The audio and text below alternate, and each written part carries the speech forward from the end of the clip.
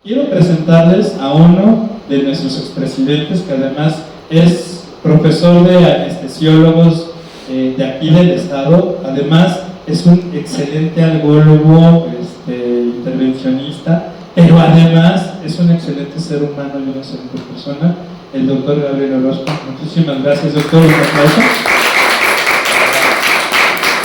Nos va a dar un tema súper importante, y es la parálisis del nervio frénico después de un abordaje axilar. Pues muchísimas gracias. Pues antes que nada, gracias a todos por venir. El día de hoy vamos a ver un tema que puede ser tan sencillo o tan complejo como nosotros lo queramos ver. Muchas cosas han cambiado desde los últimos 10, 20 años, no se diga 30, 40 años, de la década de los 80, de los 90, han habido muchos avances, pero sobre todo hay muchos avances en cuanto a seguridad. Esta plática, más que hablar de una complicación, es una plática encaminada pues, precisamente a la seguridad del paciente y a la seguridad de los procedimientos que nosotros hacemos. ¿Claro? Entonces, vamos a iniciar. Pues algunos aquí, si no es que la mayoría de nosotros trabajamos en hospitales de segundo nivel, como su servidor, y yo me imagino que todos, de una u otra manera, metemos cirugía ortopédica, ¿verdad? Yo no sé si alguien le gustaría levantar la mano para ver cuántos meten cirugía de ortopédica. Yo meto en el hospital, los hospitales todos metemos cirugía ortopédica. Vamos a darle a la siguiente y vamos a iniciar con nuestra presentación. Y la verdad es que los objetivos del día son muy sencillos, ¿no? Pero son bien importantes. Vamos a dar un panorama general, vamos a hablar de la valoración topográfica de la parálisis por la disminución del nervio frénico, y al final vamos a ver algunas limitaciones que existen y desde luego unas conclusiones. Por favor. Vamos a darle a la siguiente. Cuando nosotros estamos en nuestra práctica cotidiana, la verdad es que todos nos enfrentamos todos los días de la semana, ya sea mañana, tarde, noche, fines de semana, jornada acumulada, a este tipo de escenarios, procedimientos anestésicos para ayudar a aliviar el dolor. Gracias. Gracias mucho. Gracias. Entonces, lo que nosotros podemos encontrarnos son desde estos procedimientos que van a nivel de la clavícula, por abajo de la clavícula, hombro, húmero, ¿verdad? O radiodistal. Esto es muy común para nosotros. Y desde luego, en nuestro proceso de entrenamiento como médicos anestesiólogos, es todo para mis residentes, los que están aquí en sala, pues gracias por venir. Es una práctica habitual en nuestro hospital. Entonces, la siguiente, por favor. Cuando nosotros estamos en esta posición, siempre pedimos, o ¿qué es lo primero que nosotros pensamos? Pues en ofrecer en un procedimiento, pues que brinde 3 cosas bien sencillas, pero bien importantes, como les digo a mis residentes. Es lo que podemos ofrecer. Primero, que sea un procedimiento seguro, en el cual el paciente no corra riesgo, y desde luego el anestesiólogo tampoco, ¿verdad? En el cual el paciente esté cómodo, y en el cual el control del dolor, desde luego por mi perfil, es al que le hago más énfasis, y debería ser excelente, exquisito, ¿verdad? La siguiente, por favor. Obviamente, a todos nosotros, todas son imágenes de su servidor, no son imágenes de YouTube ni nada de eso. Tenemos en mente 2 procedimientos básicos que aprendemos durante nuestra formación. Aquí estamos viendo un bloqueo supraclavicular, es una técnica esta es una técnica intraclúster. La siguiente, por favor. Y desde luego, el otro panorama es precisamente del lado derecho. Vean en la esquina de arriba qué bonito se ve. Esa es una técnica interescalénica paraescalénica, es decir, donde no ingresamos y no tocamos absolutamente nada, arriba y abajo, C5, C6 bifurcado, C7. Y del otro lado, estamos poniendo Doppler, pero esta es una técnica intraplexo, por eso las dividimos entre las dos, lado derecho y lado izquierdo. Sea cual sea, ¿verdad? Están indicadas en distintos procedimientos, ya sea por arriba de la clavícula, en el húmero, en el codo, lo que ustedes les guste, de acuerdo a los escenarios que tengan. Le damos a la siguiente, por favor. Entonces, Como todo en esta vida, nada es perfecto. ¿Sale? Todo tiene su lado bueno, positivo, y todo tiene su lado, pues, no deseado. Le damos la siguiente. Si bien es bien sabido que entre nosotros y entre la comunidad que practicamos anestesia regional, uno de los eventos adversos más comunes, pero poco estudiados, sí observados, poco estudiados y poco diagnosticados, es la parálisis o la disfunción del nervio frénico, ¿verdad? Entonces, vamos a ver un poquito de anatomía, espero no hacerlo muy pesado. ¿Por qué se produce eso? Si bien el nervio frénico como tal no forma parte del plexo braquial, las anastomosis que se dan entre el plexo cervical y el nervio frénico juegan un papel crucial. Todos sabemos que el nervio frénico, ¿verdad?, se va a formar a partir de las uniones del plexo cervical. Ahí hay una estructura importante que después les voy a mostrar, que es el ansa cervical o el asa o el bucle cervical. Las anastomosis entre C4, C5 y desde luego las interacciones o las conexiones que tienen con los músculos que se encuentran en la cara anterior del triángulo cervical, ¿verdad? Toda la musculatura infrayoideo que también juega un papel importantísimo en el proceso de ventilación, sobre todo en la primera parte que es el proceso inspiratorio. Vamos a darle la siguiente, por favor. Desde luego, como les había comentado, las uniones de C4, C5, pues van a dar o se van a relacionar directamente, precisamente a través de ciertas anastomosis con el nervio frénico, que va a correr a través de la fascia, que se encuentra recubriendo los músculos interescalénicos, ¿verdad? Eso es bien sabido por nosotros. La siguiente, por favor. Muy bien. Aquí tenemos nuevamente nuestro abordaje y quiero que observen el abordaje. Se ve bonito, ¿verdad? Este es un abordaje clásico periplexo. Tenemos diferentes tipos. El periplexo, y le damos la siguiente, por favor, y el intraplexo, donde tocamos o no tocamos, ¿verdad? Aquí la diferencia es que entre el periplexo y el intraplexo, pues la diferencia o la decisión de hacer un intraplexo o un periplexo es qué tan rápido queremos que se instale. Desde luego, si yo lo pongo sin tocar, solamente atravesando los músculos interescalénicos y entrando al espacio interescalénico y deposito un volumen 5, 10, 15, 20, 25, 30 mililitros, que no debería de ser, ¿verdad?, en el espacio o en el surco interescalénico, nosotros vamos a tener un periodo de latencia, dependiendo de lo que nosotros utilicemos, bupi, ropi, lido, ¿no? Pueden ser 15, 18, 20 minutos, dependiendo del tipo de anestésico, ¿no? Lido simple, lido con epinefrina, ¿no? Combinaciones, pues ya se las dejo a su criterio. Hay quienes les gustan, hay quienes no les gustan, ¿verdad? Es decisión de cada uno de los anestesiólogos. Y desde luego estamos en este abordaje que es el intraplexo, que es uno de los más riesgosos, porque estamos entrando precisamente al interior del plexo braquial, con el objetivo de que sea menor la dosis y se instale más rápido. Entonces, vamos a darlo. Aquí vamos a ver, vemos aquí, si lo podemos ver ahí en la parte de arriba, vemos un circulito. Aquí no se nota muy bien por la definición del equipo del ecógrafo, ¿verdad? Pero ahí es donde nosotros tenemos el músculo escaleno anterior y sobre la fascia nosotros vamos a encontrar precisamente nuestro nervio frénico. Si yo hago un abordaje periplexo o intraplexo, como es en este caso, no tengo un apuntador, entonces el líquido que yo voy a colocar se va a ir tanto arriba como hacia abajo. Y esto es bien importante porque, ¿qué creen?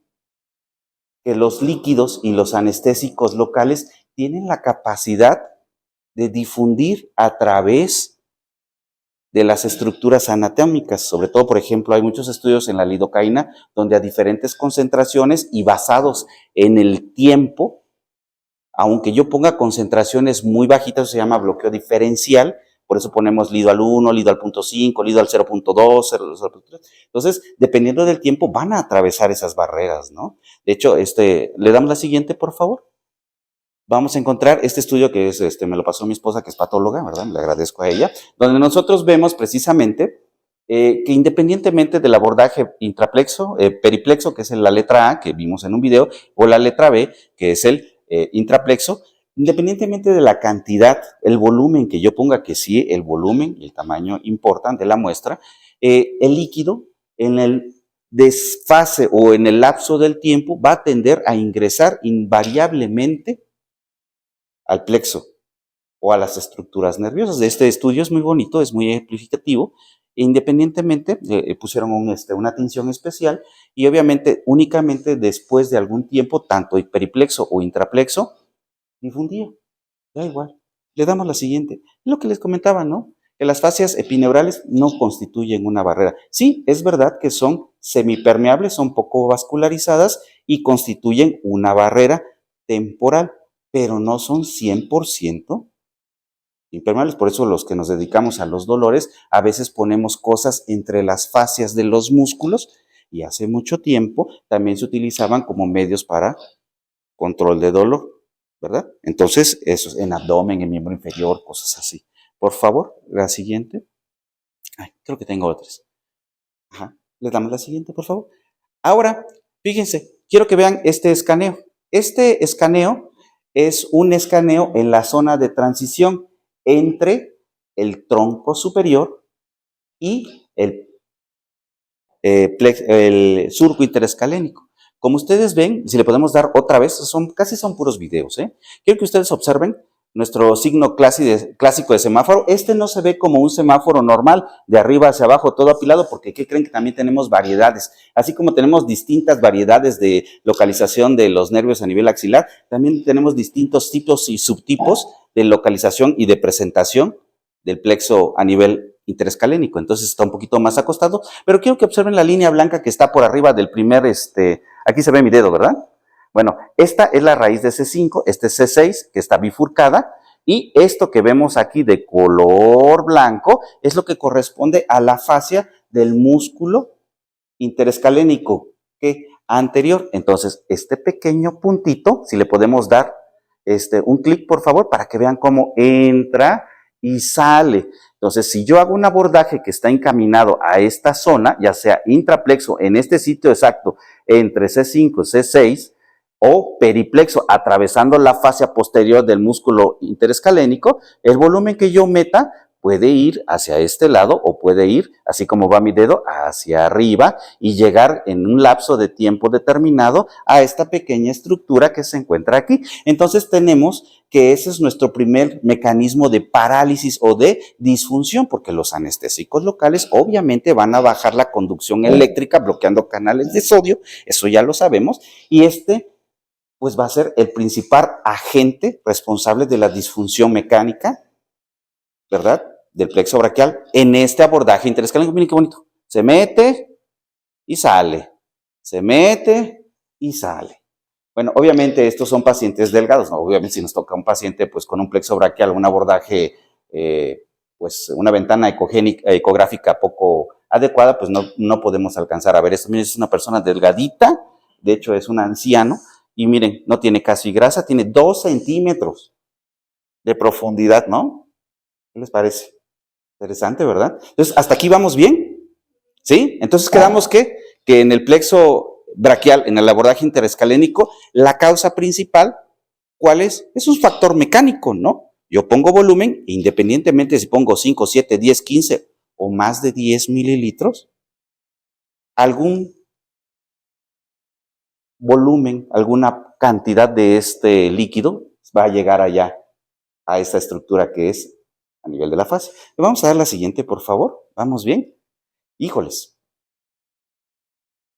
Ojalá y todo en la vida fuera así de sencillo. Pero ¿qué creen? Existe algo que se llama interindividualidad. ¿Qué es eso? Que todos somos diferentes. Nadie es igual. Aquí el doctor Carmona no es igual que su servidor. El doctor Covarrubias no es igual que su servidor. Las doctoras, pues no somos iguales. Tenemos diferentes, ¿no? Entonces, el problema no es a veces tan sencillo. Y es que el problema es que tenemos demasiadas variantes anatómicas.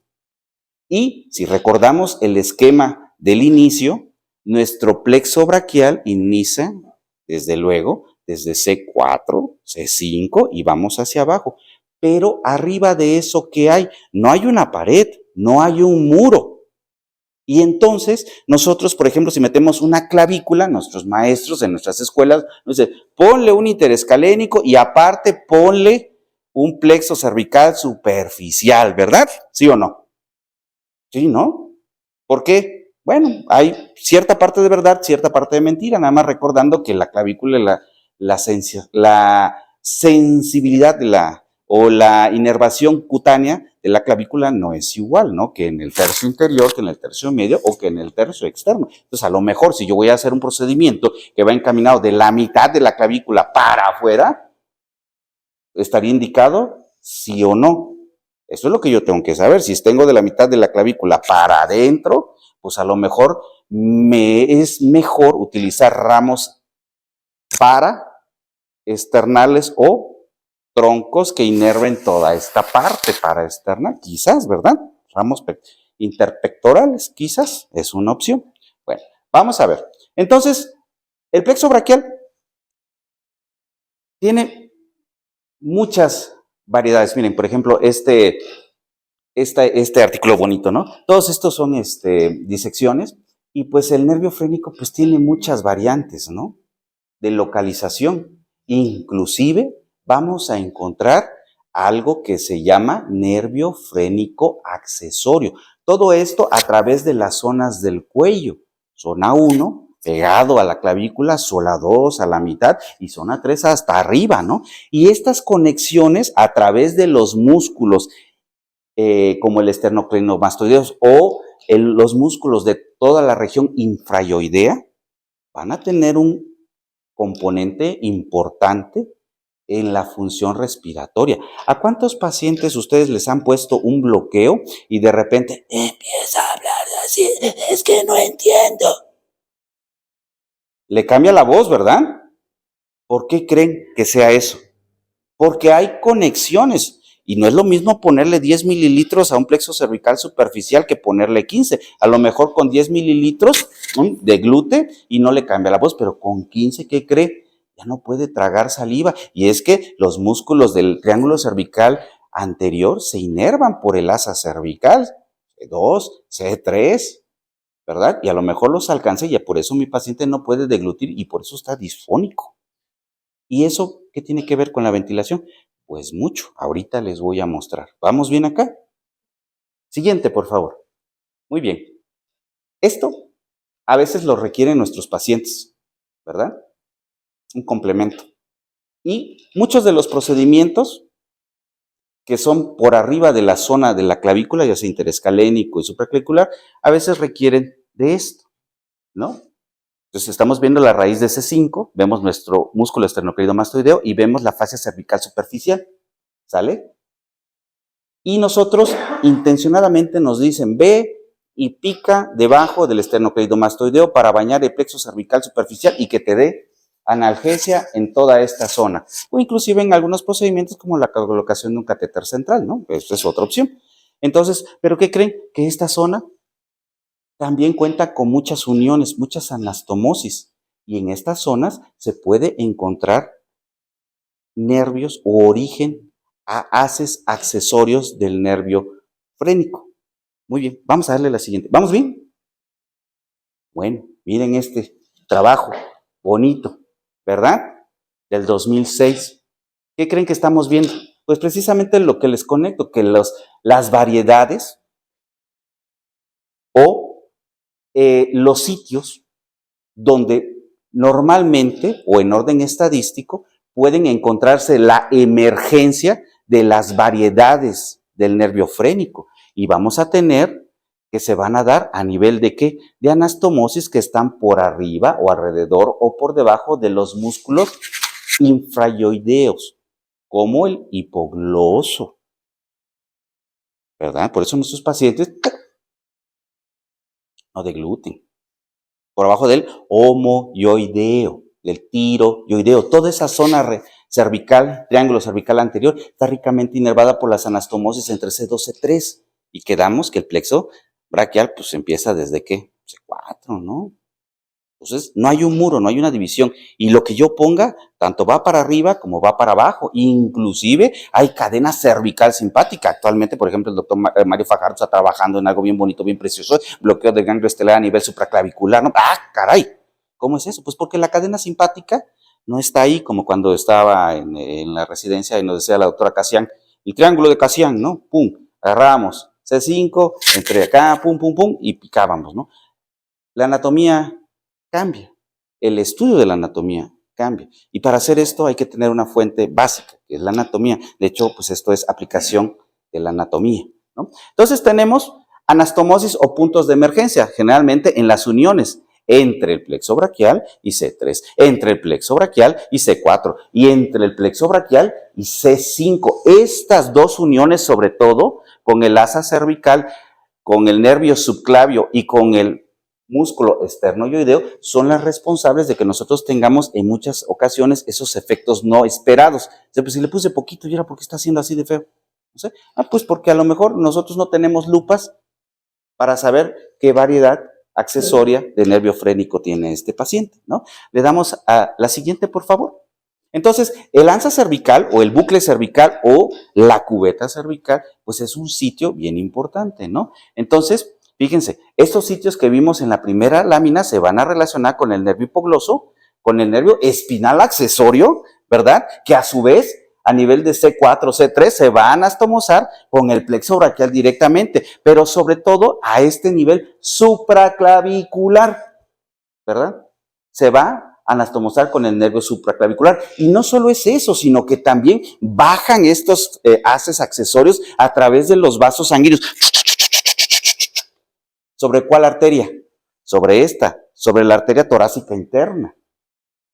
¿Vale? De tal manera que dependiendo del abordaje y el patrón anatómico que tenga la persona, pudiese yo, también dependiendo del volumen que utilice, ahorita lo vamos a ver, llegar a dormir o a bloquear uno de estos haces accesorios del nervio frénico, aunque yo esté por fuera del plexo braquial, a nivel interescalénico.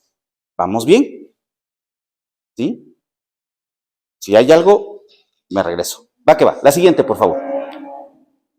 Esto es importante porque hasta hace algunos años este estudio es bonito porque este es del 2021, fíjense.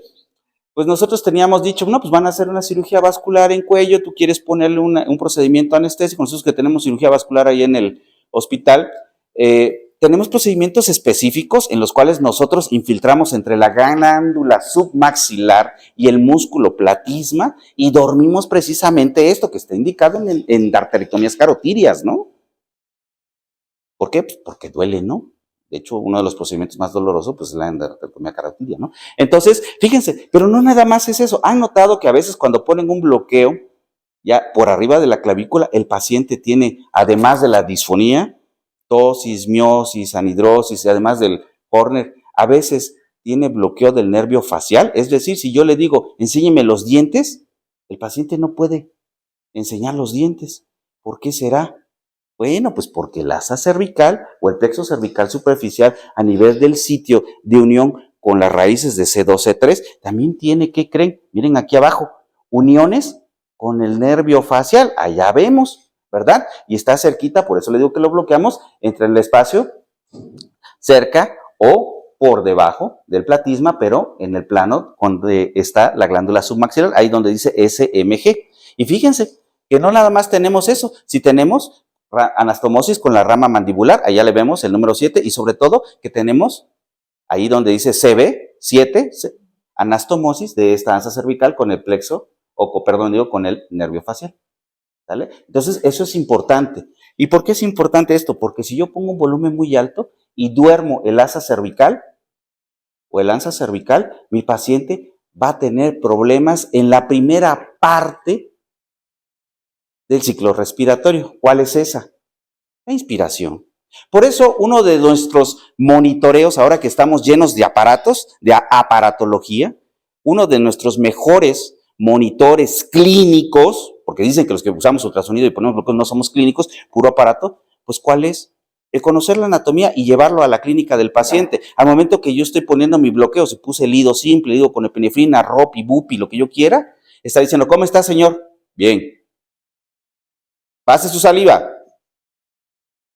Respire lento y profundo. No porque el movimiento de respirar lento y profundo, que también es otra maniobra clínica, como sabiendo que estos son músculos accesorios de la respiración, digo, respire profundo y no veo bien el plexo y veo algo que se mete, pues digo, pues ahí está, es una maniobra clínica, ¿no? Si no lo han hecho, háganlo.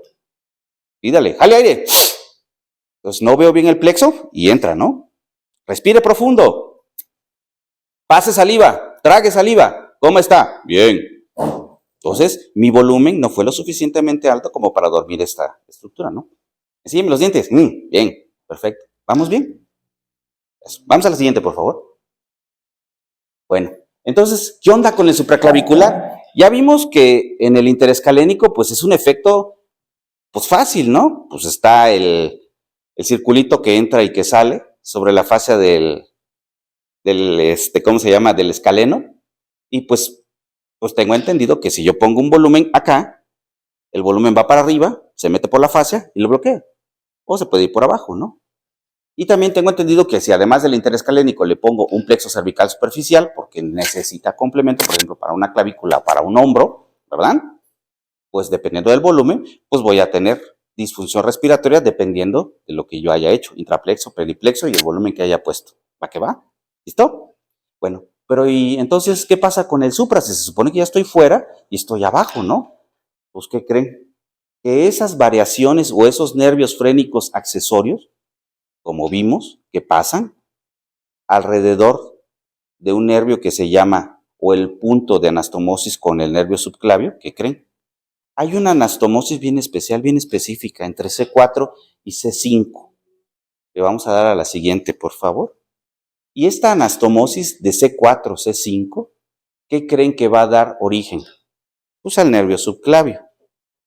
¿Y cuál es la función del nervio subclavio? ¿Cuál es la función del nervio subclavio? ¿Cuál es la función del nervio subclavio? Ok. La función del nervio subclavio, pues, es inervar un músculo. ¿Y cuál es ese músculo? Pues el músculo subclavio, ¿no? Bueno, ¿y eso qué?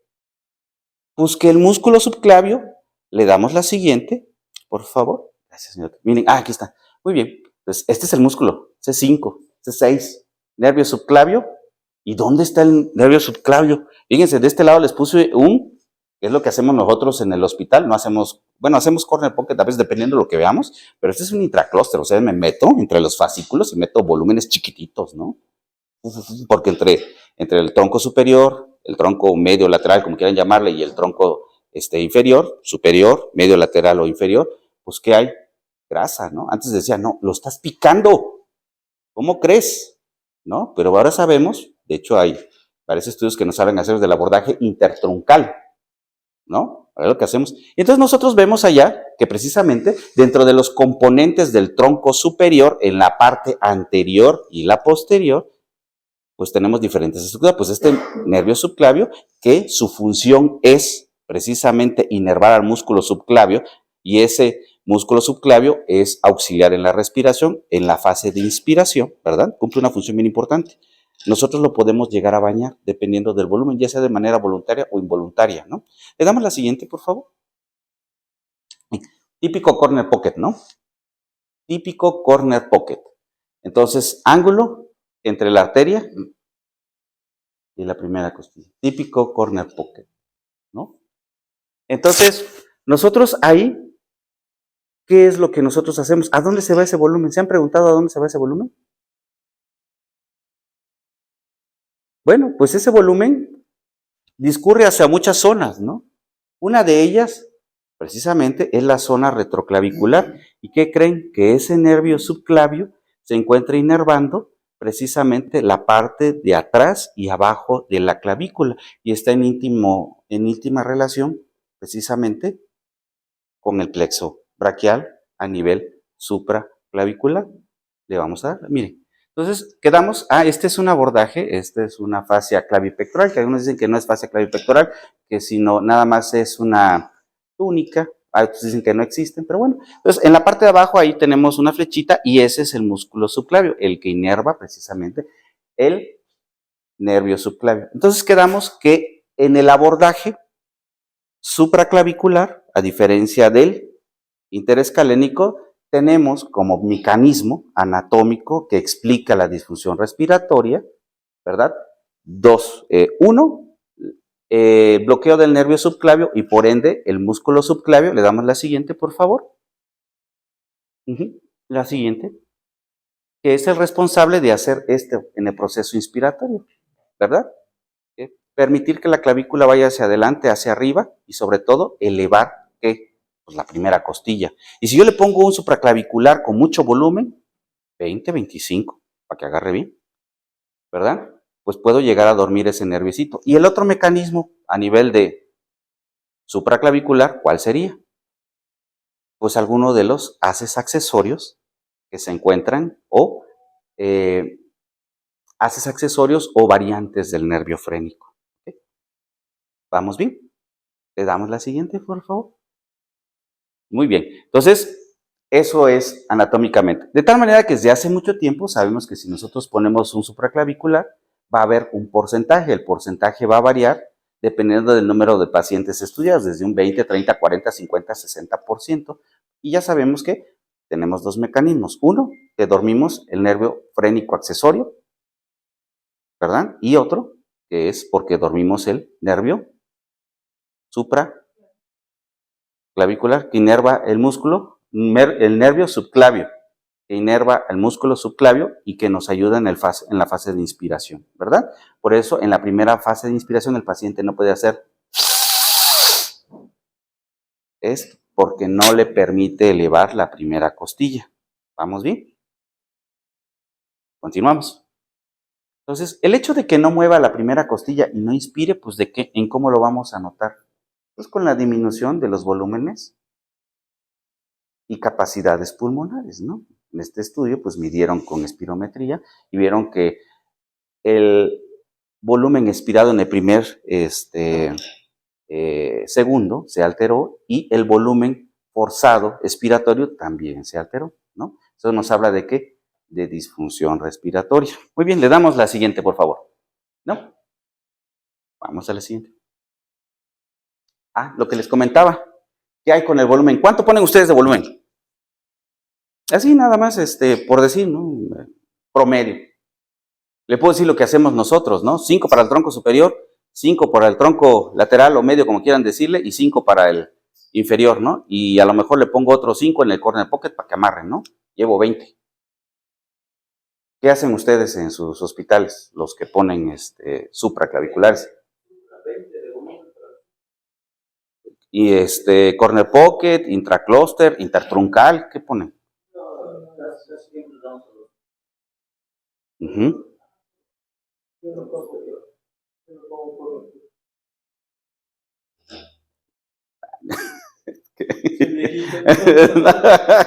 Estamos igual. Sí. Bueno, entonces, esto es importante, ¿no? Entonces, ¿qué hay con el volumen? Fíjense, les voy a mostrar un estudio bien bonito que hicieron con electromiografía. Estos chavos, le damos la siguiente, por ejemplo, agarraron y dijeron, vamos a ponerle volumen, vamos a medir, le damos la siguiente, creo que ahí se desfasa un poquito. Fíjense, pusieron bloqueos 20 mililitros, 30 mililitros de ropivacaína a dosis analgésicas, no de bloqueo, y estudiaron a través de uno de los, si no el gol estándar para medición de la función diafragmática, que es la electromiografía, ¿no? Y vieron qué tanto se movía, ¿sale? Con 20 y con 30. ¿Y qué creen que pasó? Obviamente, fíjense en estas curvas, porque estas curvas son bien bonitas y los patrones de movimiento, obviamente, en dos grupos, en el grupo A pusieron 20, en el grupo B pusieron 30, ¿no?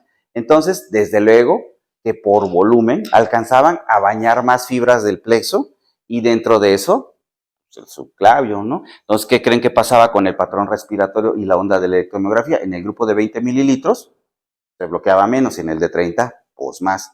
Pero ambos bloqueos, con 20 o con 30, eran exitosos, ¿no? Entonces, ¿qué me quiere decir esto? Le damos la siguiente, que si yo no quiero tener tanta disfunción respiratoria diafragmática o respiratoria, como mejor deberíamos, porque no siempre es disfunción respiratoria, no siempre es disfunción o parálisis del diafragma, y ahorita lo vamos a ver, pues debo utilizar menos volumen. A más volumen, mayor probabilidad estadística es de que yo bloquee ese nervio frénico o alguno de sus accesorios, ¿no? Bien importante. ¿Le damos la siguiente, por favor? Entonces, hasta aquí, ¿cómo vamos? ¿Vamos bien? ¿Ya se cansaron?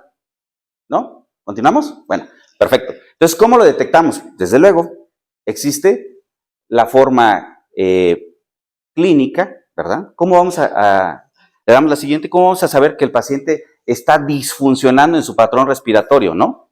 Entonces, nosotros vemos que el paciente empieza a tener ritmos de respiración. Ahí no se escucha, pero bueno, ahí el paciente le está diciendo, respire, pase saliva, ¿cómo está? Bien, ¿no? Entonces, los pacientes que empiezan a disfuncionar después de un procedimiento anestésico, bloqueo, pues esos pacientes, pues generalmente, ¿quiénes son? Pues obviamente a los que nosotros sometemos a un procedimiento anestésico, pero también aquellos pacientes que llegan porque se cayó, se golpeó, una fractura de coles, cayó, metió la mano, se fracturó el codo, o lo que ustedes gusten, ¿verdad? Y tiene un antecedente de trauma cervical. El puro hecho de que tenga un paciente collarín nos habla de que nosotros tenemos que ser cuidadosos y mesurar y pensar y racionar el volumen y el abordaje que yo voy a hacer. Pero sobre todo, clínicamente debo indagar si el patrón respiratorio de ese paciente es el adecuado y sobre todo si es candidato a un procedimiento. Si el paciente es un paciente con sobrepeso, tiene trauma cervical, está desaturado y tiene movimientos paradójicos, ahorita les voy a pasar otro video, donde van a ver que el paciente llega fracturado y no mueve la mitad del hemitórax, ¿no? Entonces, quizás el procedimiento adecuado no vaya por este camino y quizás mi prioridad sea ver que ventile bien, como decía un maestro, primero que respire, ¿no? Bueno, entonces, vámonos, ¿no? Lo tengo con 86, respira despacio, ¿no? O respira muy rápido. Y lo veo que el movimiento no me agrada, pues entonces a lo mejor tiene algo. Y a lo mejor, quizás, ¿verdad?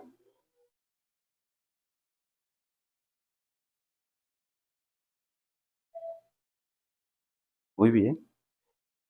Algo bien importante con nosotros es que la mayor parte de estos pacientes, afortunadamente, llegan bien protocolizados. Ya saben ustedes, electrocardiograma, placa, laboratorios, ¿no? Pásenme la siguiente, por favor. Y de repente, ¡tras! ¿Qué encontramos? Uno de los datos clásicos, ¿no? Clásicos. ¿Qué encontramos aquí? ¿Qué vemos aquí de este lado? ¿Qué ven ustedes diferente? Las cúpulas del diafragma, ¿no? Normalmente nosotros de este lado tenemos una cierta elevación. Aquí lo interesante sería ver hasta qué nivel es lo normal. Y del otro lado también podemos. Pero uno de los datos más importantes y clásicos que nos menciona la literatura médica es la elevación, o mejor dicho, el abombamiento de los hemidiafragmas, ¿sale? Si yo tengo un paciente que clínicamente tiene disminución en la cantidad de oxígeno, dificultad para respirar y a lo mejor tiene un trauma cervical y le encuentro esto en la placa preoperatoria con un embombamiento muy grande, pues puedo pensar que ese paciente tenga a lo mejor no parálisis, pero sí disfunción. ¿Ok?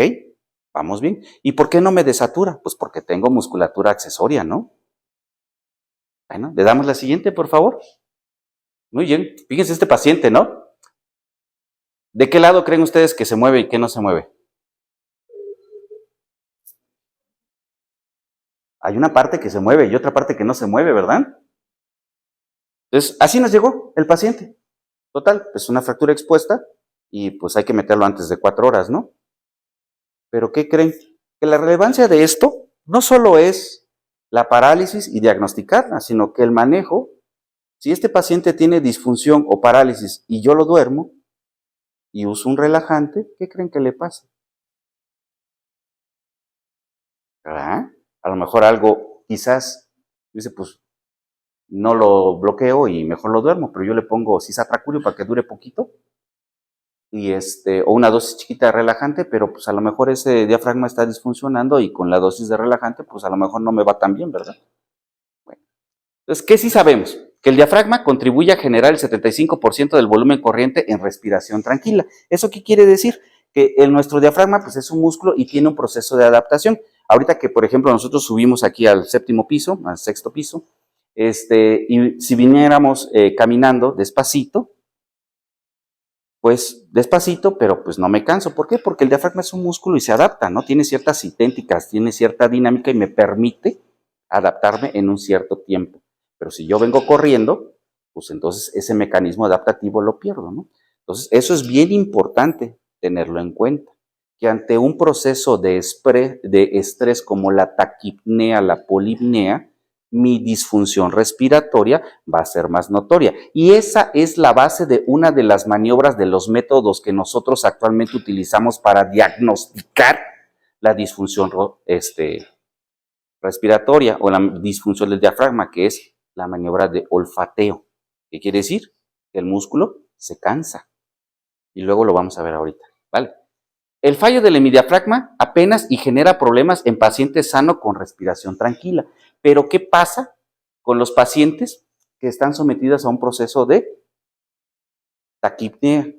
Pues debuta o denota o enmarca la insuficiencia respiratoria, tanto que el paciente puede llegar a cursar ¿con qué? Con acidosis respiratoria. Y un paciente con acidosis respiratoria y disfunción de músculos respiratorios, señores, esos no se bloquean. El tratamiento es otro y el soporte es otro, ¿no? Eso es bien importante porque no a mí que me encanta poner bloqueos, pero no todos los pacientes son candidatos. Y el punto es que nosotros tenemos la obligación de diagnosticar a estos pacientes y escoger el procedimiento más adecuado para que estén seguros, tranquilos, ¿verdad? Que no tengan dolor, pero sobre todo que estén seguros. Sería un error para nosotros no detectar a estos pacientes, ponerles el bloqueo, que el paciente me haga acidosis respiratoria, que me haga hipoxia, que me haga bradicardia, ¿y qué creen? Puede llegar hasta parada, ¿no? Entonces, aguas con esto, ¿no? ¿Le damos la siguiente, por favor? Muy bien. Ahora, esto del estudio del diafragma, a mí, cuando estaba en mi periodo de entrenamiento, el doctor Jiménez, allá del Hospital General de México, donde hice dolor, me decía, a ver, Orozco, dime 3 maniobras que tú conozcas para exploración clínica de diafragma. Y chales, pues es clínica, ¿no? Clínica del dolor, decían, pues debes de saber maniobras, ¿no? Y la misma pregunta la hago cada año, ¿no? Le digo, en 10 segundos, alguien, por favor, que me diga 3 maniobras para exploración clínica de diafragma. Sale, empezamos a contar. 1, 2, 3, 4, 5, 6, 7, 8, 9, 10. La pregunta es clara. 3 maniobras clínicas para exploración de diafragma. ¿La respuesta cuál es? No las hay. Siempre sabemos que el diafragma es una cosa que está ahí, que divide el tórax y el abdomen, pero maniobras clínicas no tenemos. Maniobras para detectar clínicamente que el paciente está disfuncionando, no las hay, como por ejemplo, si me pongo a revisar miembro inferior, por ejemplo, los sucedáneos de Babinski, ¿no? Oppenheim, Chaddock, Gordon, ¿no? Clonus. Entonces aquí no lo hay. Entonces los métodos diagnósticos son a través de, por ejemplo, los que hacen en las unidades de gastro, por ejemplo, la tonometría, en fluoroscopía, donde yo puedo ver la parte de arriba, ¿verdad? La electromiografía que acabamos de ver, pero clínicamente no. Pero fíjense que algo ha cambiado. Le damos la siguiente. Afortunadamente, tenemos una cosa, porque ya compramos nuestro ultrasonido para poner bloqueos, ¿verdad? Entonces ya tenemos transductor lineal, bien bonito, es correcto, como debe de ser, porque los bloqueos se ponen con ultrasonido, ¿no? La época de las parestesias ya pasó, ¿no? Decía un amigo por ahí que teníamos en una plática, dice, oye, le pusiste un axilar al fulanito, ¿no ves la tasa de complicaciones? Sí, maester, pero es porque las haces a ciegas, ¿no? Nomás con eso. Bueno, entonces esto no es nada nuevo, ¿eh? Fíjense, ¿desde qué fecha está este artículo? 1900, no se ve muy bien aquí, pero creo que es 1975, el primero. 1975, ¿verdad? Desde 1975. El problema es que no lo hacíamos nosotros, lo hacían los radiólogos, ¿no? Por ahí son reportes de radiólogos, no de nosotros. Y luego, en revistas especializadas de anestesia, pues a partir del 2018 vemos un boom, ¿no? Y todo esto originado pues por la ecografía. Entonces, actualmente lo que tratamos de hacer, le damos la siguiente, es tratar de utilizar las herramientas que tenemos, ¿no? Nosotros vemos una serie de artículos de diferentes tiempos, lugares, inclusive muchas revistas de alto impacto a nivel internacional nos dicen, es importante que lo hagas, es importante que le enseñes a los residentes, es importante que ellos lo hagan, porque esto es ver, hacer y obviamente retroalimentarnos y aprender, ¿verdad? Entonces, le damos la siguiente, por favor. Tenemos muchísimos, ¿no?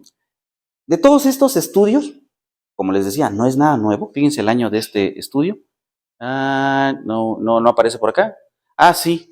¿Qué año es ahí? No me acuerdo. ¿Qué dice? 1990. 1991. Estamos hablando de 90, 2010, hace 30 años, ¿no? Hemos aprendido muchas cosas, ¿verdad? A través de estas herramientas diagnósticas, que precisamente cuando nosotros hacemos algo y estudiamos qué es lo que pasa, o los eventos, es gente valiente, como dicen, ¿no? Que se atreve a publicar, o sea, no solamente éxitos, sino también cosas que no nos salen bien. Hemos aprendido que cuando nosotros paralizamos estos músculos, pues ¿qué va a pasar? Pues los volúmenes y las capacidades pulmonares se ven afectadas. Le damos la siguiente, por favor. Imagínense 100 pacientes. Este también es no muy nuevo, ¿verdad? Es de 1992 y ya está perfectamente estudiado que todo aquel paciente que tenga un procedimiento anestésico, sea hombre, mujer, chico, grande, de lo que ustedes quieran, va a tener repercusión a nivel ventilatorio, medido, estudiado, concentrado. Aquí la pregunta sería, ¿por qué no lo hacemos? ¿Verdad? Pero eso es motivo de otra plática. Vamos a darle a la siguiente, por favor. Entonces tenemos efectos a nivel de los volúmenes y capacidades pulmonares. Ahora les voy a hablar un poquito de lo que hacemos nosotros en el hospital. Y de hecho es trabajo de una de las residentes para su tesis de grado. Entonces, vamos a ver. Pues hacemos ecografía, vigilancia, ponemos bloqueos supraclaviculares y medimos, ¿no? Hay dos medidas básicas, ¿no? Precisamente medimos ensanchamiento de diafragma y excursión de diafragma, ¿no? Estos dos procesos están validados, es decir, que las mediciones que yo obtengan se correlacionan con la clínica y con las pruebas de función respiratoria, ¿sí? ¿Existe información de eso? Sí. ¿Existen consensos a nivel internacional? Sí. Vamos a darle a la siguiente, ¿no? Por favor. Entonces, para hacer esto, nosotros vamos a escanear tanto el lado derecho, el lado izquierdo, y tenemos diferentes tipos de transductores, lineales, sectoriales y convexos. Por ejemplo, uno de los más importantes es el lineal, porque la mayor parte de los anestesiólogos lo tenemos, los que ponemos bloqueos. Entonces, con el transductor lineal nosotros podemos escanear zonas de aposicionamiento, zonas de unión diafragmática, ¿sale? La zona hasta donde llega la pleura, y eso lo vamos a ver ahorita como signo de cortina, y donde está el músculo del diafragma grandote como un sándwich y se ensancha y se contrae en cada ciclo respiratorio. Entonces, el convexo lo utilizamos para los escaneos que nos dan información no acerca de la capacidad o de la presión que ejercemos para inspirar, sino acerca del volumen y la potencia que nosotros generamos en cada ciclo respiratorio. Esos son los convexos. Y los sectoriales, ahorita les voy a poner un ejemplo bien bonito de cuándo los ocupamos. Por ejemplo, cuando tengo una ventana muy pobre, porque tengo un paciente muy grande, muy grande, ahorita se los voy a mostrar, pues tenemos que hacer un abordaje intercostal y las únicas sondas que entran pues son las sectoriales, y a veces hacemos abordajes transhepáticos para mirar precisamente entre las costillas y llegar a la zona de la cúpula diafragmática, porque ahorita vamos a ver que hay tres zonas que medimos: la de aposicionamiento, que es la más móvil, la que se mueve más rápido, la de más movimiento, la de menor movimiento, rango medio, y la de mucho menor movimiento o más fija, que es la de excursión o la de la cúpula diafragmática. Vamos a ver. Entonces tenemos indicaciones para cada uno de estos, ¿no? Vamos a darle la siguiente, por favor. Muy bien. Entonces ahí creo que le damos un clic y vamos a ver qué es lo que vemos con cada uno de estos transductores. A ver si esta es imagen. Bueno, no nos vemos. A ver, en la siguiente. Entonces, tenemos imágenes de baja profundidad, alta definición. Imágenes sectoriales, ¿verdad? Que van a diferenciarse de las convexas por la ventana. Si ustedes vemos en la anterior, por ejemplo, en la imagen de la sonda lineal, pues tenemos esta imagen típica en cuadradito. En la sectorial nosotros tenemos esta imagen con un punto de entrada muy pequeñito y precisamente con la convexa tenemos esta mezcla, por así decirlo, ¿no? Para zonas poco profundas, profundidad más o menos 15-20, y cuando tenemos que ir muy profundo, como por ejemplo corazón, ¿verdad? Pues entonces usamos los sectoriales. Le damos la siguiente. Los abordajes clásicos, si son en línea media, media clavicular, línea anterior axilar, media axilar, pues verdad, están descritos claramente, pero la verdad es que dependiendo del caso, en ocasiones no es tan sencillo realizarlo. Le damos la siguiente. Por ejemplo, en este paciente, es el que les decía, es un paciente de nosotros también. Fíjense, no pudimos llegar ni con el lineal, mucho menos con el convexo. Tuvimos que utilizar un sectorial y meternos entre las costillas y hacer un abordaje intercostal con una vista transhepática para poder apreciar la cúpula de diafragma. Imagínense ese paciente, ¿no? Y así nos llegan. Bueno, lo que vemos allá es un dispositivo de de nueva generación, ahí en la esquina del lado derecho, que sirve para prevenir las infecciones nosocomiales, ¿no? Pero la verdad es que pues a veces y con eso, y no veo y se lo quito, ¿no? Es un preservativo. Pero la verdad es que sí. Y así nos llegan, ¿no? Y créanme que poner un procedimiento, hacer un procedimiento anestésico en ese tipo de pacientes es todo un reto, ¿eh? Todo un reto. Muy bien, le damos la siguiente, por favor.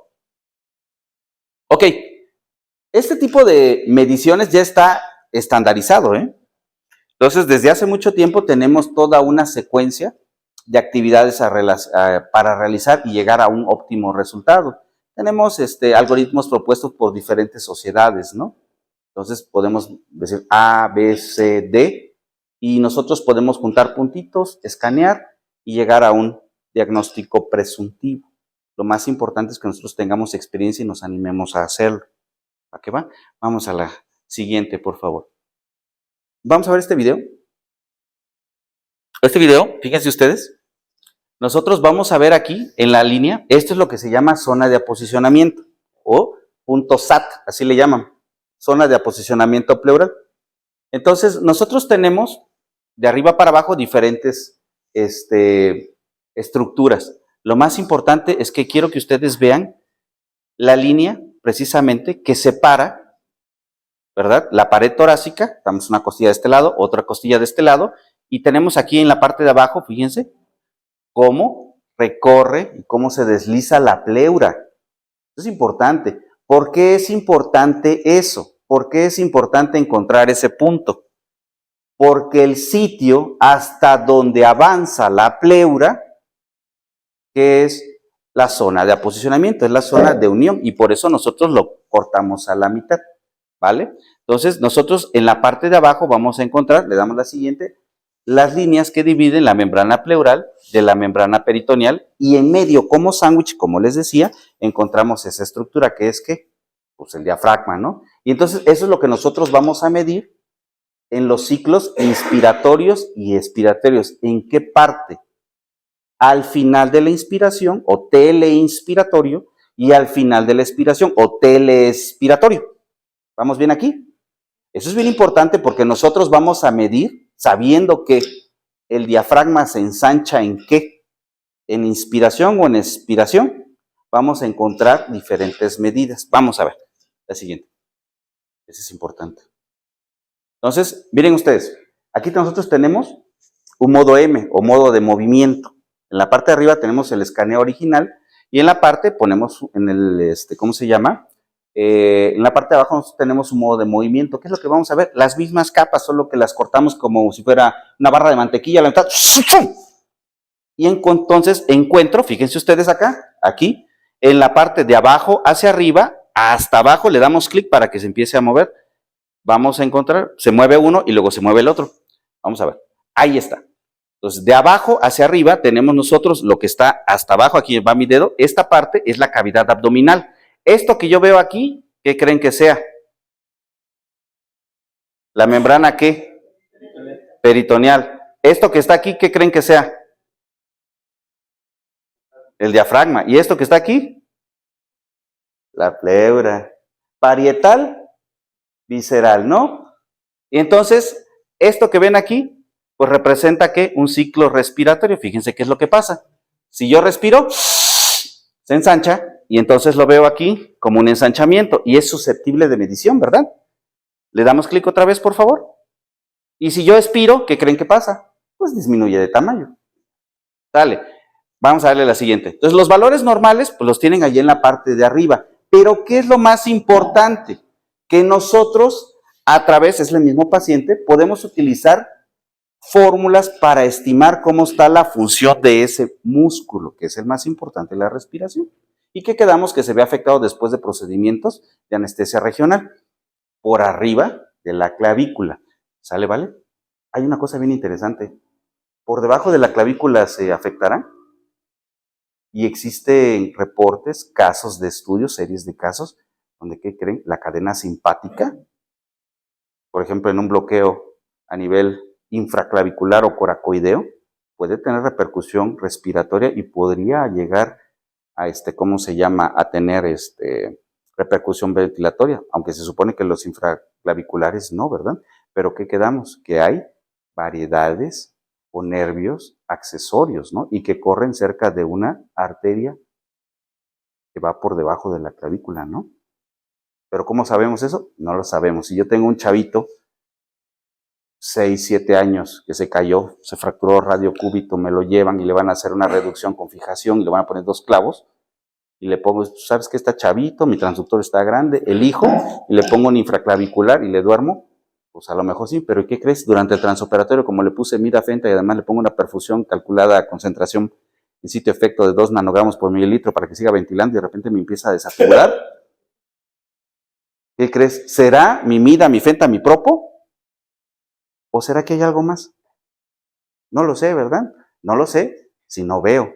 Pero como ya tengo mi transductor y estamos en la clase, pues ya vamos a empezar a escanear. Entonces, ¿qué es lo que hacemos con esto? Algo bien sencillo.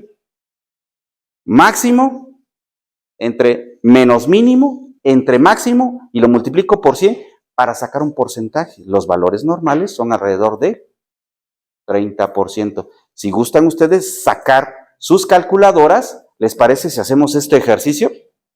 Digo, para que no se duerman y no se aburran, ¿no? Entonces, si alguien tiene calculadora, por ejemplo, el máximo, ¿cuál sería? Al final de ¿qué? De la inspiración, está con el número 2 y es de 0.48. Ok, ese número 0.48, por favor, réstenlo al número más pequeño que está aquí abajo con el número 1, que es el número que se da cuando la distancia es menor, que se da en el periodo de al final de la, ¿qué? Expiración. Entonces, vamos a restar el máximo teleexpiratorio menos el máximo teleinspiratorio, lo dividimos entre el máximo teleexpiratorio y lo multiplicamos por 100. Entonces, máximo menos mínimo entre máximo por 100, ¿cuánto tenemos? 33. Entonces, los valores por consenso que son más adecuados y que nos dicen que la función es normal o cercana a lo normal, son alrededor de ¿qué? Del 30%. Excelente. Entonces, ¿qué podríamos decir? Que este está bien. Ok, ¿verdad? Excelente. Vamos a la siguiente, por favor. Tenemos otro ejemplo. Este es otro escaneo. ¿Cómo ven? Este es un paciente que, fíjense, podemos tener información. ¿Cómo ven del lado izquierdo de ustedes? ¿Cómo ven ese diafragma? ¿Cómo ven esa zona de posición? Es importante esto, ¿no? Otra vez le damos, por favor. Le damos un clic. ¿Y qué podríamos apreciar a simple vista? Pues que se contrae bien, ¿no? Entonces, por eso podemos hacer nosotros estudios cualitativos, pero también cuantitativos. Veo buena movilidad, veo que básicamente se ensancha alrededor o al doble, ¿verdad? Y en nuestro modo M, ¿qué es lo que mido? Le damos la siguiente, por favor. Creo que ahí lo tengo. Ok, ahí tenemos la foto y la fecha. Ok, el máximo entre el menos el mínimo entre el máximo. Por favor, si sacamos nuestra calculadora, ¿cuánto sale? 0.54 menos 0.30 ¿Cuánto nos da? Ok, entre 0.54 por 100. Entonces, ¿qué podemos decir? Pues que funciona bien, ¿verdad? ¿Qué les parece? ¿Fácil? ¿Sencillo? ¿Complicado? Sencillo, ¿no? Bueno, muy bien, por favor. Le damos a la siguiente. Entonces, ¿qué podemos decir de todo eso? Que el engrosamiento puede variar significativamente en función del peso y altura del paciente. ¿Por qué? Porque esto se relaciona básicamente con la capacidad vital o la capacidad funcional residual. Es decir, es casi lo mismo que cuando nosotros metemos a un paciente y lo intubo y sé que tiene un índice de masa corporal de 30 y le voy a poner 8 de PIB. Y sé que tiene hasta 40 y le voy a poner 10 de PIB. ¿Por qué? ¿Verdad? Porque es bien sabido que la capacidad funcional residual que evita el colapso pulmonar dependerá de qué? Del peso y de la talla, ¿no? Entonces, los que ponen bloqueos deben estar preparados para dar qué? Manejar su complicación, dar tubo y meter en ventilación mecánica, ¿no? Y tenemos que conocer y llevar a la práctica todos estos aspectos clínicos, ¿no? Bueno, entonces, lo que es bien sabido es que precisamente el diafragma o el engrosamiento del diafragma refleja la eficiencia del diafragma como generador de presión. ¿Por qué es importante la generación de presión? Porque constituye una parte bien importante del ciclo respiratorio. Aunque yo tenga disfunción del diafragma, si tengo integridad de mis músculos respiratorios accesorios como abdominales intercostales, puedo generar presión y puedo ventilar. Vamos a la siguiente, por favor. Vamos a ir a la siguiente.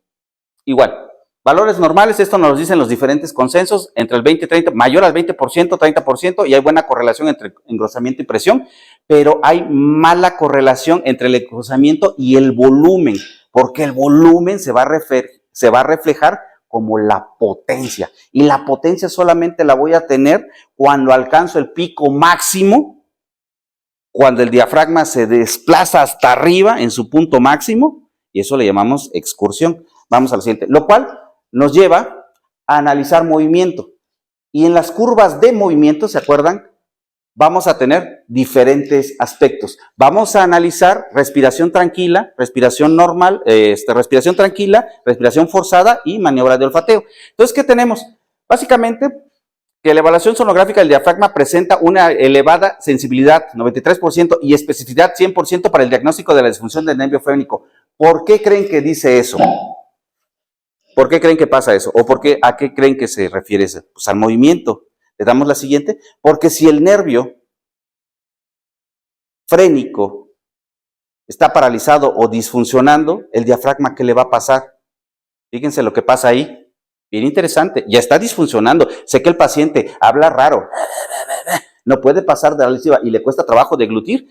Por favor. Y le puse un bloqueo interescalénico. Le damos otra vez clic. Y en lo que me toma, ¿de qué lado creen que esté ese diafragma? Allá que estamos viendo, ¿de qué lado?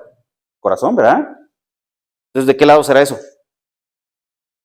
Y observen las curvas. Esto que vemos en la parte de abajo es la zona de aposicionamiento, es la zona de la cúpula diafragmática, ¿no? Vean otra vez cómo el movimiento empieza a decaer, ¿no? A los 5 minutos está bien, a los 10 minutos está bien, a los 20 minutos está bien, pero a los 30 minutos, ¿qué creen?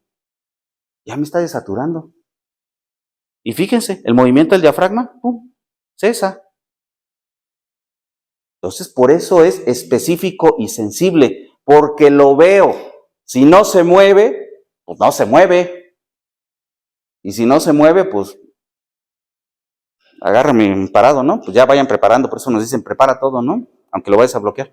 Le damos la siguiente, por favor. Vamos a presentar otro caso. Igual. Entonces, es importante. ¿Por qué es importante el movimiento? Esto que estamos viendo aquí, esta es una curva que se llama paradójica. ¿Se dan cuenta cómo todos los movimientos normales eran hacia arriba y nos hablan de desplazamiento del diafragma hacia arriba? Esto se llama movimiento o curva paradójica. ¿Esto de qué nos habla? De que ese diafragma está paralizado. Oye, pero si veo que se mueve. No. Lo que se mueve es la musculatura accesoria que está haciendo el trabajo. El diafragma está aplanado como una sábana, como un mantel, y los músculos intercostales, por favor, le damos otra vez el mismo clic. Los músculos intercostales están haciendo esto. Entonces, se va hacia abajo. Por eso tenemos un movimiento paradójico. Por favor, la siguiente. Ahí está. Esto es bien importante. Por eso es sensible y específico. La siguiente, por favor. Entonces, cuando nosotros hablamos de esto, pues les comentaba, regresamos a la misma, hay que analizar precisamente las tres zonas, ¿no? La siguiente, por favor. La zona de posicionamiento, que está hasta arriba, la zona media y la zona de menor movimiento, que es la que nos va a dar el mayor número de datos factibles, que es la zona posterior o la zona que, cuando nosotros vemos entramos a una colestectomía laparoscópica, ven que entran con su camarita, vemos el hígado acostadito, lo levantan y ven la vesícula, pero por arriba vemos una tela, ¿no? Pues eso es la zona posterior, esa es la zona de la cúpula diafragmática. Entonces, eso es lo que nosotros estamos evaluando, ¿no? Bien importante. Le damos la siguiente, por favor, mi doctora. Tenemos diferentes patrones de movimientos. Con sectoriales, fíjense cómo cambia la ventana. Buena profundidad, mala definición. Estas son ventanas transhepáticas. Me parece que son de la señora que estábamos evaluando. Esa es, ¿no? La doctora Navarro tiene razón, sí es ella. ¿Le tocó a usted? Sí, ¿verdad? Perfecto. Siguiente, por favor. Ahora, siempre que nosotros hablamos de esto, hacemos referencia a trabajo clásico, a trabajo que debe ser punto de referencia para saber qué es lo normal y qué no es lo normal. ¿Cómo voy a saber cuánto se mide, cuánto para arriba, hacia abajo, cuánto es lo normal en hombre y mujer? Pues este señor Busach, en el año 2021, hizo un estudio súper interesante en el cual presentó tablas y evaluó tanto el diafragma del lado derecho como el lado izquierdo en tres movimientos: la respiración normal, la respiración forzada y en la maniobra de olfateo, que es lo que nosotros hacemos actualmente, y estableció, por así decirlo, los puntos de referencia para saber qué es lo normal y qué no es lo normal. Desde luego, ¿vamos bien acá? ¿Sí? Le damos la siguiente, por favor, ¿no? Entonces, esta se coló. ¿Pero por qué la ponemos ahí? Este es contenido gástrico. ¿Por qué? Porque ojalá y todo fuera bonito y tuviéramos pacientes modelos. Pero ¿qué creen que nos estorba? La víscera. Si yo tengo un paciente que tiene estómago retencionista, ya sea diabético, que consume opioides, que tiene factores de retraso en el vaciamiento gástrico, ¿qué creen que? ¿Ustedes creen que voy a ver? Es un estómago lleno, le damos clic otra vez, es otro de los usos, ¿no? Sería bueno una plática de medición y evaluación de fondo gástrico, ¿no? Fíjense, ¿en qué etapa de la digestión estará? Tenemos contenido semisólido que proyecta una sombra y no me deja ver nada hacia abajo, ¿no? Estará en una fase 2 del vaciamiento gástrico, probablemente estamos viendo entonces el antro gástrico no me deja ver hacia abajo. Entonces lo que tengo que hacer es uso de mis habilidades y seguir la silueta y el borde hepático hasta llegar hasta la cúpula, ¿no? Le damos la siguiente, por favor. Y de eso es del lado derecho, pero del lado izquierdo, ¿qué creen que tengo? Pues el vaso y el colon. Y entonces, ¿cómo veo? Pues la ventana izquierda, pues es más difícil que la derecha, porque afortunadamente, eso es puro colon, tiene aire y el aire no me deja ver nada hacia abajo, pero afortunadamente alcancé a ver algo aquí abajito, ¿no? Esa es la zona de cúpula diafragmática, pero del lado izquierdo. Le damos la siguiente, por favor. Muy bien, miren qué bonito. Entonces ahí estamos evaluando en un corte, con una herramienta que nosotros tenemos que es un caliper para señalamiento, y vemos precisamente el movimiento del diafragma. Por lo menos sé que se está moviendo. Ahora lo interesante sería saber qué tan bien se está moviendo. ¿Está moviéndose bien o está moviéndose mal? Le pegué al bloqueo porque le puse un bloqueo del mismo lado izquierdo, porque se le fracturó el lado izquierdo. Obviamente sería un error medirle el lado derecho si le voy a bloquear el lado izquierdo, ¿verdad? Bueno, entonces tenemos patrones normales, ¿no? Y lo que tenemos que hacer básicamente es medir de la base al cenit, a la punta, al ápice, y nos vamos a guiar, que es complicado a veces aprenderse todos los valores de las tablas, Lo que en lo personal hago es que las tengo apuntadas, las mandé a imprimir y en un vinil autoadherible y ya les tengo mi tabla de anestesia, ¿no? Pues así, y ya me digo si está arriba o está abajo. Bueno, le damos la siguiente, por favor. Entonces, miren, pues aquí se los presento. Por ejemplo, los límites normales en hombres, en mujeres. Y siempre tenemos que hacer esto, los 3 eventos. Afortunadamente, si yo hago una maniobra de olfateo, puedo evaluar las 3 cosas. Es decir, le pongo, lo escaneo y el paciente respire despacito. Me sirve para 2 cosas. 1, para localizar bien la cúpula diafragmática y 2, para evaluar el primer punto. Y una vez que lo hago y pongo el modo M y pongo el caliper, entonces le digo, respire profundo. Y respire el paciente. Y ahora, no lo suelte, respire rápido. Entonces, con esa maniobra puedo hacer las 3 cosas en un solo evento de 6 segundos. Entonces, respire profundo, no lo suelte, jale profundo. Y con eso tengo mi ventana y después voy a analizar. Entonces, valores normales en hombres, mujeres, respiración tranquila, olfateo, que es una prueba de esfuerzo. ¿Sale? Es una prueba de resistencia de ese músculo diafragma y lo que estamos pidiéndole es trabajo máximo, como cuando subimos la escalera, ¿no? Y la respiración profunda, que a lo mejor ahí puedo tener algunas cosas, porque si yo respiro despacio, puedo alcanzar a llegar a meter más volumen, pero en mayor tiempo, pero la que es uno de los mejores parámetros es la prueba de olfateo. Vale, va. ¿Por qué? Porque partimos del punto fisiológico que el diafragma es un músculo y se agota, ¿no? Bueno, pasamos a la siguiente. Entonces, son los parámetros que nosotros tenemos que ver. Velocidad, cuánto se desplaza, cuántos centímetros y en cuánto tiempo. Este es en una prueba de respiración normal y estamos analizando el lado izquierdo, que es el más difícil, ¿no? El derecho es mucho más fácil, pero aquí les puse este lado izquierdo. Entonces, por ejemplo, este diafragma recorre en un ciclo de respiración tranquila 1.09 centímetros y desplaza 1.07 centímetros sobre segundo. ¿Eso será normal o será no normal? Entonces, vamos a recurrir a nuestra tablita, le damos la siguiente. ¿Y qué creen? Pues como es una mujer, pues está dentro de parámetros normales, ¿no? 1.07 más menos 0.4. Y si yo le aplico las otras pruebas, que ahí las tengo, le damos la siguiente, pues conozco los otros valores y puedo llegar a decir si está funcionando bien o está funcionando mal ese diafragma, ¿no? Muy bien. ¿Vamos bien? Ya casi terminamos. Nos faltan solo 40 más. Bueno, está bien. Le damos la siguiente, por favor. Entonces, lo más importante es esto, ¿no? Que nosotros empecemos a reconocer y empecemos a hacer escaneos. Y cuando nosotros estemos hablando de volúmenes, no vamos a hacer ensanchamiento, vamos a hacer excursión diafragmática.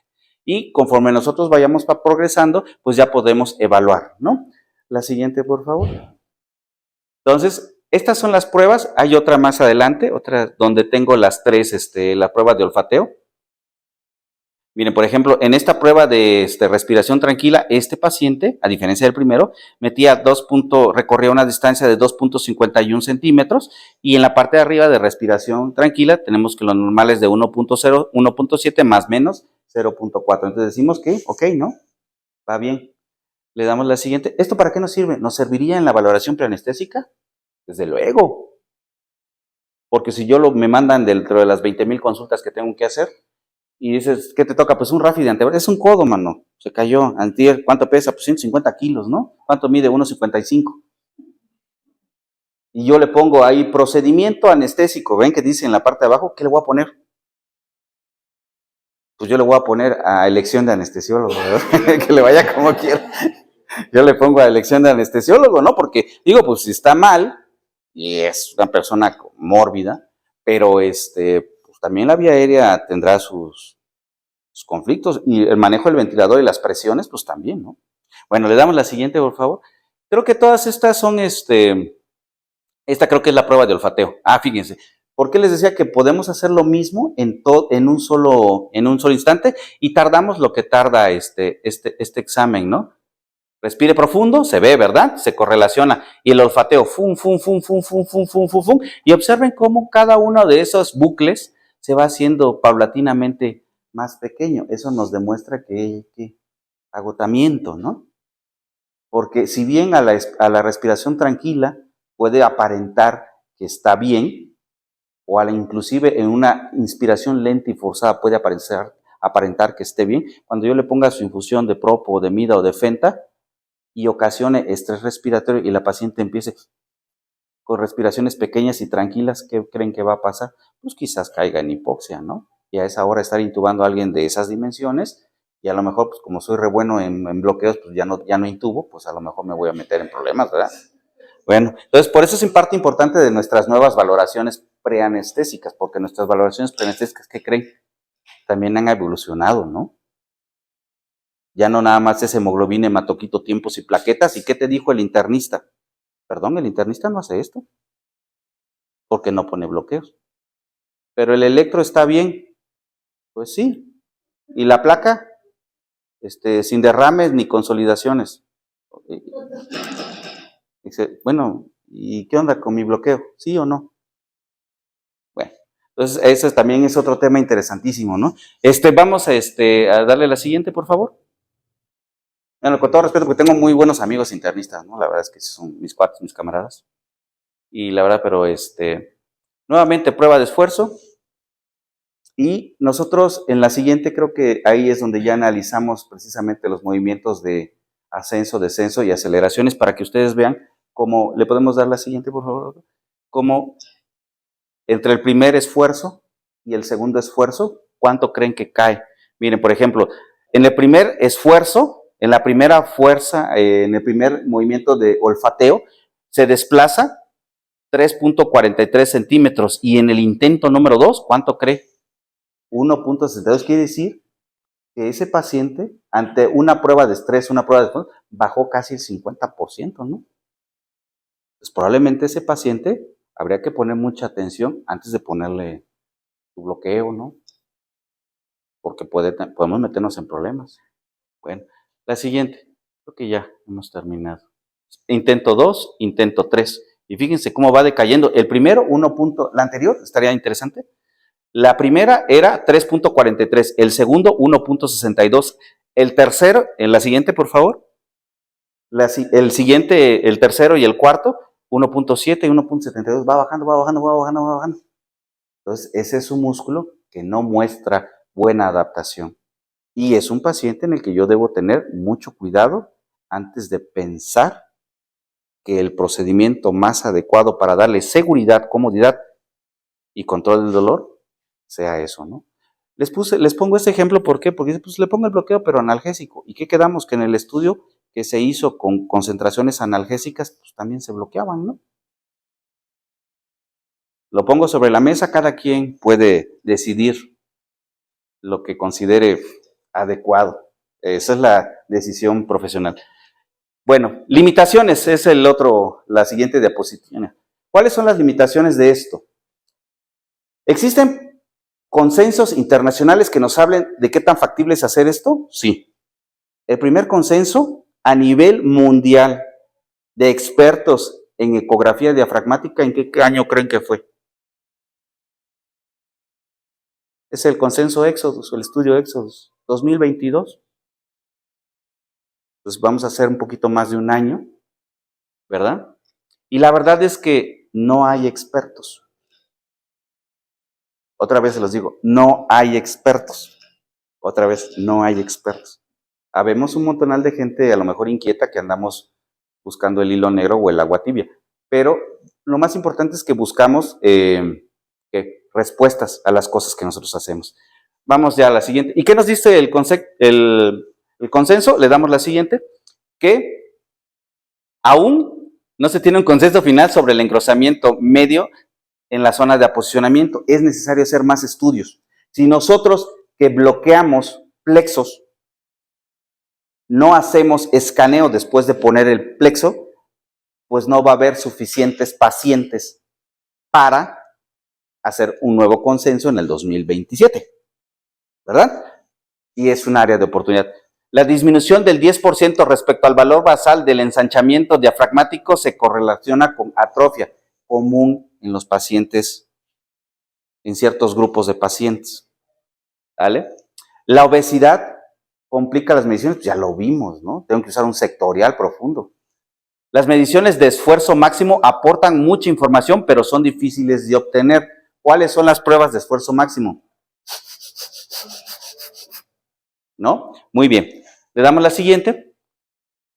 En cuanto al volumen, una excursión menor a 2 centímetros es indicativo de disfunción diafragmática. Eso sí se sabe. Ese paciente que estábamos viendo hace ratito que medía 3.43, luego 1.76, luego 1.74, luego 1.72, ¿qué tiene?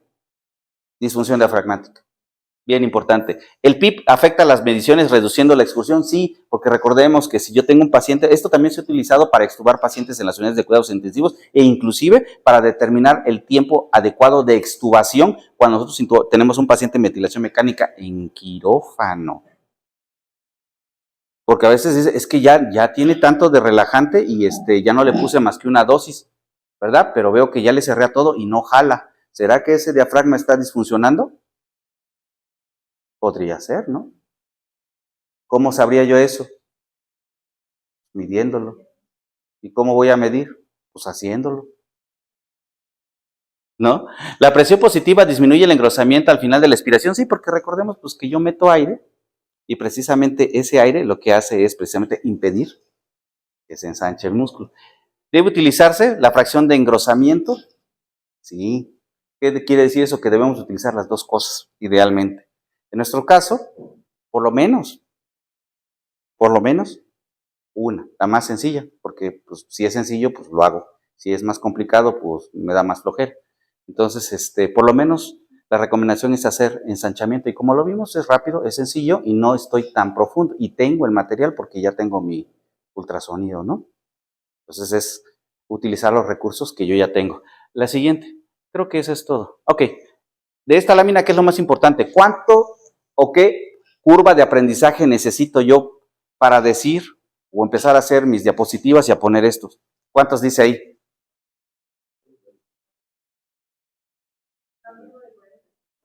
40. Idealmente el lado derecho y el lado izquierdo. ¿Podemos meter o hacer 40 procedimientos en un año? Yo creo que si empezamos ahora en febrero de este 2024, pues para el diciembre, pues por lo menos con el mismo transducto como es en nuestro hospital que utilizan los ginecólogos, pues podemos empezar a hacer mediciones, ¿no? La cosa es que nosotros nos decidamos. Desde luego que hay cursos, hay diplomaturas, hay diferentes tipos de estudios o cursos que nos ayudan a mejorar nuestras habilidades, pero lo más importante es que nosotros nos decidamos a hacerlo. Por ahí dice un dicho que si yo siempre hago lo mismo, pues siempre voy a obtener los mismos resultados, ¿verdad? Entonces eso es bien importante tenerlo en cuenta.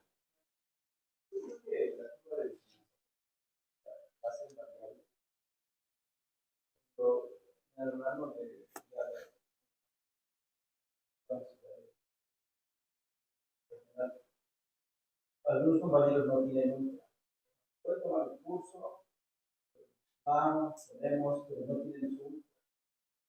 Si va a ser variable, si una rastrear, ¿no? Ahora, otra con los residentes. Igual, a veces, bueno, tal escrito. Entonces, creo que sí es variable, incluso una marca 40. Sin embargo, yo creo que nos decían cuando estábamos en implementación que hasta de 2 años. Entonces, yo creo, bien lo dice, la habilidad, ¿no? Y la práctica. Creo que sí va a depender de que todos tuvieran un resumen, todos talleres, yo creo que como anestesiólogos no nos da miedo quitar. Estamos donde nos vemos. Sin embargo, ahora que vemos. A mí me da más miedo, ¿no? A mí me da más miedo. Pero lo que me refiero es que ahí marca 40 bloqueos, ¿no? Pero efectivos. Ahí les va un dato y tomando a relación, perdón que lo interrumpa. Picamos donde no vemos. ¿Cuántos nosotros hemos puesto bloqueos neuroaxiales para cirugías de abdomen alto, POLES. ¿Sabían ustedes? Bueno, ¿cuántos? Yo he puesto. De hecho, yo cuando llegué al ISSSTE, pues fue la primera anestesia que me tocó dar y puse un bloqueo mixto ahí y me quedó bien, ¿no? Ay, güey. Bueno, ya no lo hago. Ya no lo hago. ¿Sabían ustedes que el diafragma tiene inervación a nivel de los ramos toracolumbares? ¿Y qué pasaría si yo, por desgracia, le duermo los rectos, los transversos, los oblicuos, 1, 2 o 3 pares de intercostales hasta llegar a mi altura de T6 o apéndice gifoides?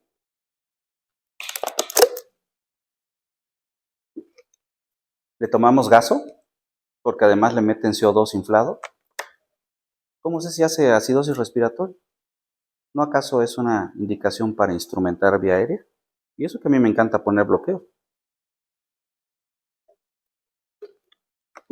Entonces, lo importante es que pienso que sí, definitivamente el recurso es importante, pero el deseo, las ganas de hacer cosas mejores, no nuevas, sino mejores, o perfeccionar lo que hacemos, no solo va más allá de hacerlo más rápido, con menos insumos o a una velocidad mayor. Pienso, y es solo, lo digo, solo es mi percepción personal, solo eso, que necesitamos evolucionar. La anestesiología no es la misma que en 1980, que en 1990, que en los 2000, ni siquiera que en los 2010. Servidor egresó en el año 2006. Voy a hacer 20 años de egresado. Y créanme, doctores, que lo que su servidor hace ahorita dista mucho de lo que hacía en el 2006.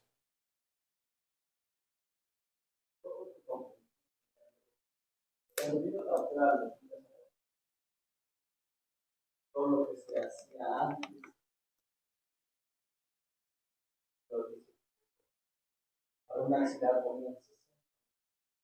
Uno por kilo, y está publicado, está publicado. Está publicado, 80 kilos, 80 mililitros, saca el hematoma de líquido y opera la mañana. Pues claro, pero está publicado, perdón, perdón, sí está.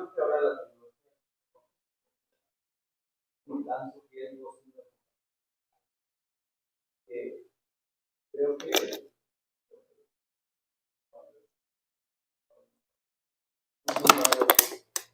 para vivir incluso más los volúmenes. Sí, definitivamente es muy importante, ¿no? Le digo, difícilmente ahora sabiendo, yo creo que el mensaje aquí, en anestesia es bien importante algo, la retroalimentación, ¿no?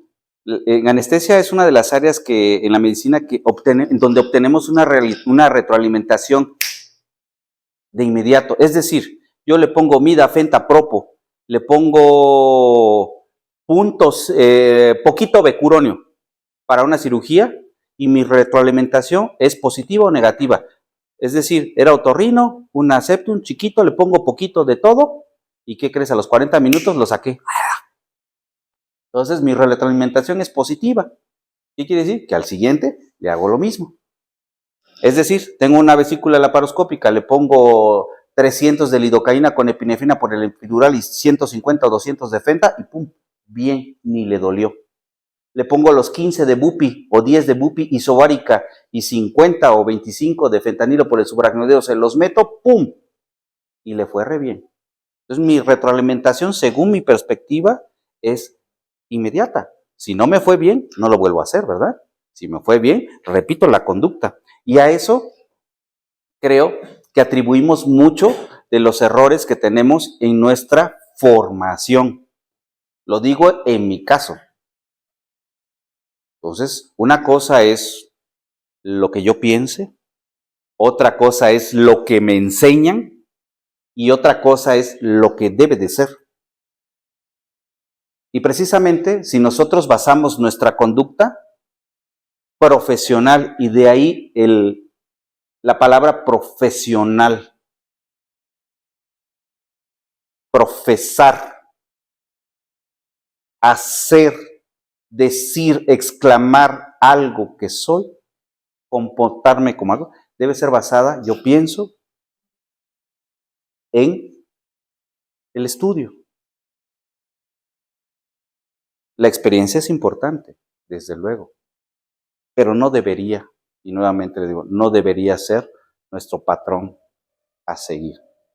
Por eso es importante que nosotros vayamos de la mano conforme los tiempos y los adelantos así lo indican, porque es seguridad para nosotros y para nuestros pacientes.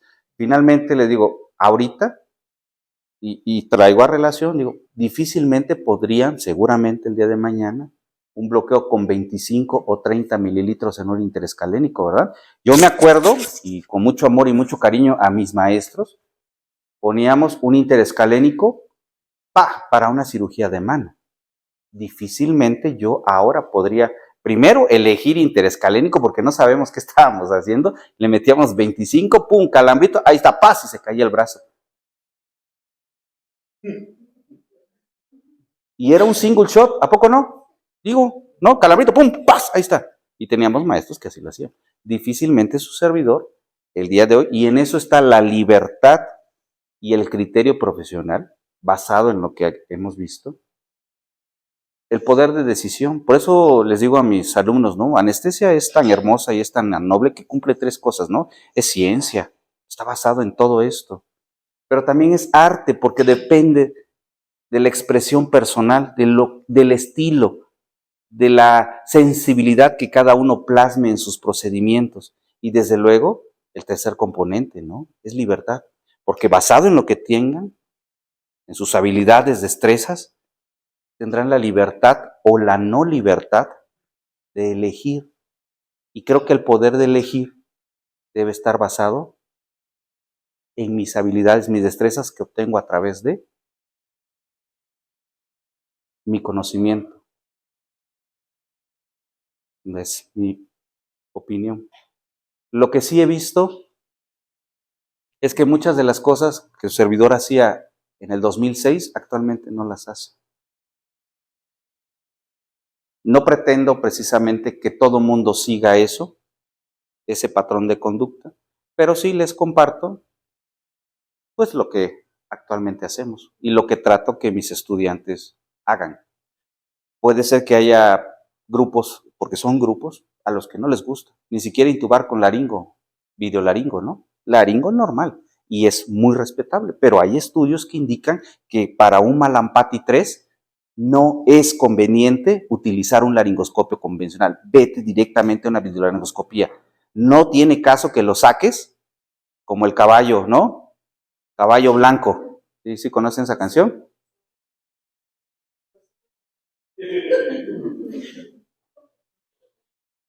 ¿Cuál es el impedimento? Cuando vayan al lugar fuera de donde están, no van a encontrar esto. Señores, ¿dónde estamos?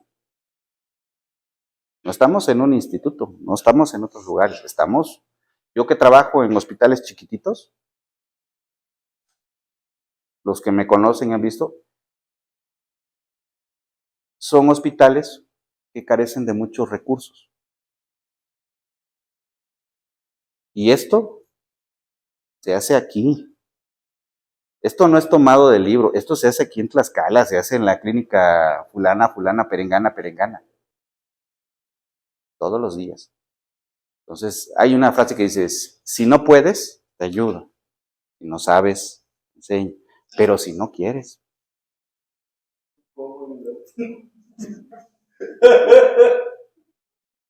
Por eso les digo, ánimo, venga, ya acabamos. Venga, vámonos. Ahí está, vámonos.